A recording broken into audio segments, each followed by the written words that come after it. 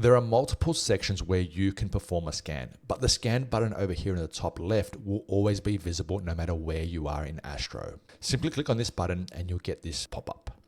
Drag and drop or browse for a file and pop it in there. Now, firstly, you need to select if you're going to be using the ASIN or the UPC as an identifier for the ASINs. Now, let's assume we're going to use the UPC for this one.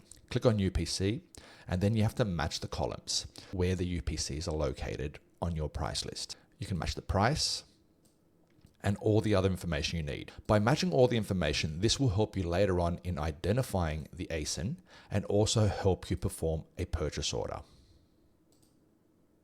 There are multiple different columns that you can match. When you're confident with the information you've input, simply hit upload. The scan starts performing immediately. Click on the notification button to see the progress of your scan. The information starts appearing instantly.